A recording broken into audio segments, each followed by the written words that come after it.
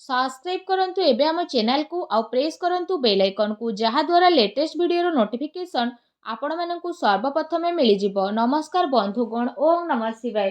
बंधुगण, आजिर वीडियो रे आमे आपण मानकु कहिबु तृतीय सप्ताह अर्थात 15 रु 21 तारिख पर्यंत समय आपणकर किपरि कटिबो, केउ प्रकारर ए सप्ताह को आपण प्लानिंग करिवे, ए सप्ताह आपणकर किपरि कटिबो, विशेष भाବରେ जदि कहबा केउ सब जिनिस रे आपणकु फायदा मिलिबो, केउ सब जिनिस रे आपणकु सावधानता अवलंबन करबाकू पड़िबो, आपणक लव लाइफ, कैरियर, बिजनेस, व्यापार ए सप्ताह रे किपरि रहिबो, ता सहित प्रतिटी दिन को आपण किपरि कटेइबे, स्वास्थ्यर महत्वपूर्ण इनफॉरमेशन मध्ये आमे वीडियो रे आपण मानकु देबु। आ वीडियो शेष रे आमे आपण मानकु किछि उपाय विषय मध्ये कहबो, जहा द्वारा आपण ए सप्ताह को आहुरी अधिक भलो आ महत्वपूर्ण भरा साब्यस्त करि परिबे। आगो को वीडियो आरंभ करबा पूर्वरु हमर आपणकु रिक्वेस्ट, जदि आपण हमर ए चैनल रे नुआ आछंती चैनल को सब्सक्राइब करंतु, सांगरे नोटिफिकेशन रो बेल को मध्ये ऑन करंतु, जहा द्वारा समय समय देश नुआ नुआ वीडियो रो नोटिफिकेशन आपणक पाखरे पहुंची जिवो। आसंतु जानिबा किपरि रहइबो आपणक पई तृतीय सप्ताह अर्थात 15 रु 21 तारिख पर्यंत समय। जदि सबुठारु प्रथमे आमे आपणको कहबु कि ए सप्ताह रे आपणक पई कोन सतरे पॉजिटिव रहिबा पई जाउछि। जदि विशेष भाବରେ कहबा फ्रेंड्स, ए दिन रे कोनोसी राजनीति लोकंक सहित आपणकर साक्षात हेबो, आ ए सप्ताह रे आपणक लोकप्रियता बढ़िबो। ता सहित जन संपर्ककर दायरा मध्ये आपण विस्तार करिवे। संतानक तरफरु तांकर कैरियर को नै कि सप्ताह रे कोनोसी शुभ समाचार मध्ये मिली पारे। आपणकर सिद्धांतवादी दृष्टिकोण समाज एवं धार्मिक स्थल रे आपणको विशेष भाବରେ सम्मानजनक उपाधि मध्ये प्रदान करिवो। एहा सहित धार्मिक एवं आध्यात्मिक गतिविधि रे आपणकर विशेष भाବରେ महत्वपूर्ण योगदान रहिबो। प्रॉपर्टी संबंधित कोनोसी अटकी थिबा कार्य पूरा हेबार मध्ये संभावना बनुछि। ता सहित ए दिनर समय रे आपणको बहुत भलो स्थिति रहिबो। ता सहित जदि कहिबा भाग्य एवं संतान संबंधित कार्य रे मध्ये सुविधा आपणको प्राप्त होई जिवो।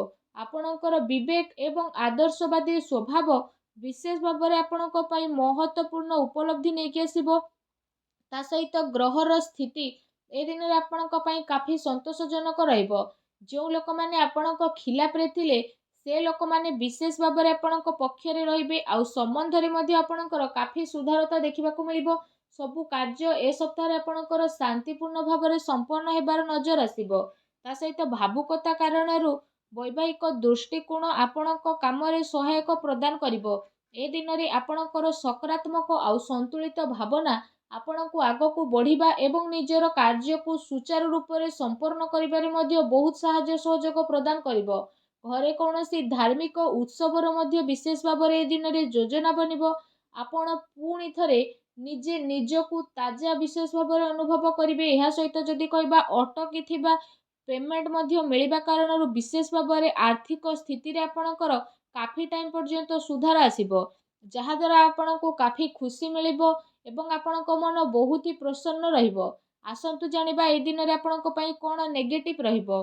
कोनोसी भी प्रकारर उधारी ठारू ए सप्ताह रे आपण दूरी रुहंतु। धन लेण देण संबंधित कार्य करिबा ठारू आपण छलना बा धोकार मध्ये शिकार होई पारंती। कोनोसी भी काम करिबारे अधिक भाबी चिंती कि निजर टाइम को लगांतु नाही। एहा द्वारा समय आपणक हातरू बाहरी मध्ये जाई पारे।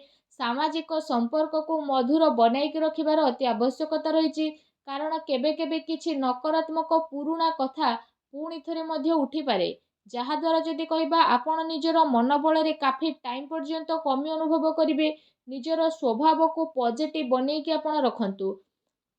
ए कथार मध्ये आपणको ध्यान देबार आवश्यकता रहिछि कि आपणकर सरल स्वभावर किछि लोक माने भूल फायदा मध्ये उठाई पारंती, जहा द्वारा विशेष भाବରେ आपणक मनर स्थिति किछि विचलित मध्ये होई पारे।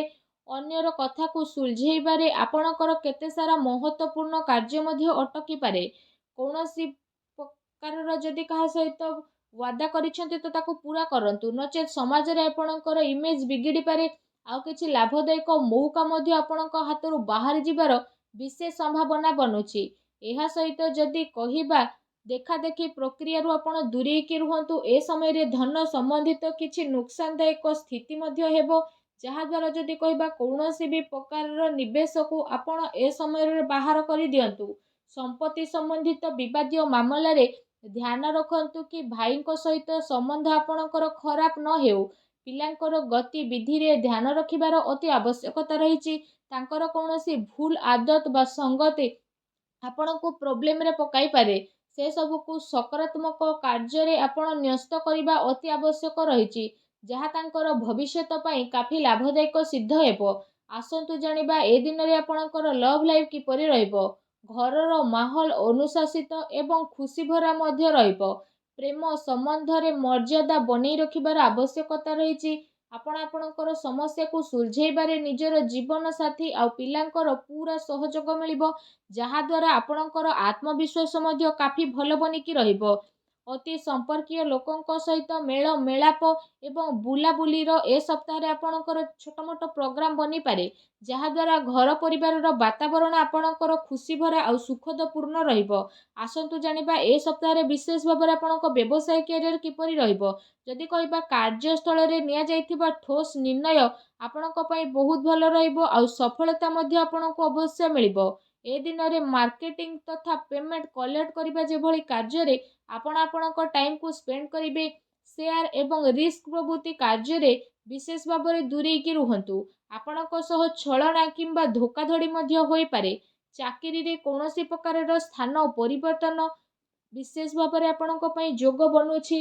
କାର୍ଯ୍ୟସ୍ଥଳରେ କୌଣସି ପଡ଼ୋଶୀଙ୍କ ଦ୍ୱାରା ଲଢ଼େଇ ଝଗଡ଼ା ଯେପରିର ସ୍ଥିତି ମଧ୍ୟ ବନିବ। କିଛି କାନୁନି ବା ନିବେଶ ସମ୍ବନ୍ଧିତ ବିଶେଷ ଭାବରେ ଜଟିଳ କାମର ଆପଣଙ୍କୁ ସାମ୍ନା ମଧ୍ୟ କରିବା ପାଇଁ ପଡ଼ିବ।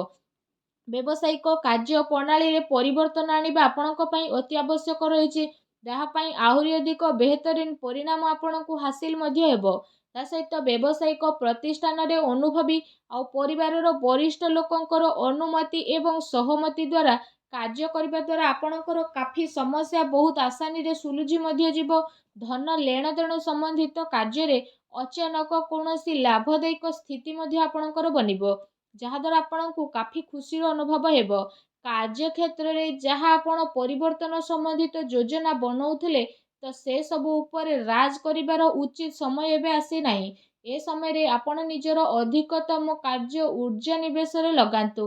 ବର୍ତ୍ତମାନର ଗତିବିଧିରେ ଆପଣ ନିଜର ଧ୍ୟାନ କେନ୍ଦ୍ରିତ କରନ୍ତୁ। ଏହା ଆପଣଙ୍କ ପାଇଁ ବହୁତ ହି ଭଲ ରହିବ। ଆସନ୍ତୁ ଜାଣିବା ଆପଣଙ୍କର ସ୍ୱାସ୍ଥ୍ୟ ଏ ସପ୍ତାହରେ କିପରି ରହିବ। ଯଦି କହିବା ଏ ସପ୍ତାହରେ ଆପଣଙ୍କ ସ୍ୱାସ୍ଥ୍ୟ ବହୁତ ଭଲ ରହିବ, କିନ୍ତୁ ପୁଣି ଦିନଚର୍ଯ୍ୟାକୁ ବ୍ୟବସ୍ଥିତ ବନେଇକି ରଖିବା ଆପଣଙ୍କ ପାଇଁ ଅତି ଆବଶ୍ୟକତା ରହିଛି। ଏହା ପାଇଁ ଆପଣ ଆପଣଙ୍କର ଖାଦ୍ୟପେୟରେ ଧ୍ୟାନ ଦିଅନ୍ତୁ। ତା ସହିତ ଆପଣ ଆପଣଙ୍କ ସ୍ୱାସ୍ଥ୍ୟକୁ ଆହୁରି ଅଧିକ ଭଲ ରଖିବା ପାଇଁ ପ୍ରତ୍ୟେକ ଦିନ ଯୋଗ କରନ୍ତୁ, ବ୍ୟାୟାମ କରନ୍ତୁ ଏବଂ ସୁସ୍ଥ ରୁହନ୍ତୁ। ଆସନ୍ତୁ ଜାଣିବା ଏ ସପ୍ତାହରେ ଆପଣଙ୍କ ପାଇଁ କ'ଣ ବିଶେଷ ଉପାୟ ରହିଛି। ଏ ସପ୍ତାହରେ ବିଶେଷ ଭାବରେ ମା ଲକ୍ଷ୍ମୀଙ୍କର ପୂଜା ଆରାଧନା କରନ୍ତୁ, ଛୋଟ ପିଲାଙ୍କୁ ଚକୋଲେଟ୍ ଦିଅନ୍ତୁ, ସାବୁଦାନାର କ୍ଷୀରି ବନାନ୍ତୁ। ତା ସହିତ ସେ କ୍ଷୀରିରେ ଆପଣମାନେ ଚିନି ବଦଳରେ ମିଶ୍ରି କରନ୍ତୁ। ଆଉ କ୍ଷୀରି ଯେତେବେଳେ ପ୍ରସ୍ତୁତ ହୋଇଯିବ, ତ ସେଥିରେ ଆପଣ ଅଳ୍ପ ଟିକେ କେଶର ପକାନ୍ତୁ। ଆଉ ତାପରେ ଆପଣ ସେ କ୍ଷୀରିକୁ ସବୁଠାରୁ ପ୍ରଥମେ ମା ଲକ୍ଷ୍ମୀଙ୍କ ପାଖରେ ଭୋଗ ଲଗାନ୍ତୁ। ଏହାପରେ ଆପଣ ସେ କ୍ଷୀରିକୁ ମା ଲକ୍ଷ୍ମୀଙ୍କ ସମର୍ପଣ କରିକି ଗରିବ ଲୋକଙ୍କ ଭିତରେ ବାଣ୍ଟି ଦିଅନ୍ତୁ। ଏପରି କରିବା ଦ୍ୱାରା ମା ଲକ୍ଷ୍ମୀ ବହୁତ ଶୀଘ୍ର ପ୍ରସନ୍ନ ହେବେ ଏବଂ ଆପଣଙ୍କର ସମସ୍ତ କଷ୍ଟକୁ ଦୂର କରିବେ। ମା ଲକ୍ଷ୍ମୀଙ୍କୁ ଭଲ ପାଉଥିଲେ ସଚ୍ଚା ଦିଲରେ କମେଣ୍ଟ ବକ୍ସରେ ଜୟ ମା ଲକ୍ଷ୍ମୀ ଅବଶ୍ୟ ଲେଖନ୍ତୁ ଓ ଭିଡ଼ିଓକୁ ଲାଇକ୍ ଆଉ ସେୟାର କରିବା ପାଇଁ ଆଦୌ ବି ଭୁଲନ୍ତୁ ନାହିଁ। ଧନ୍ୟବାଦ।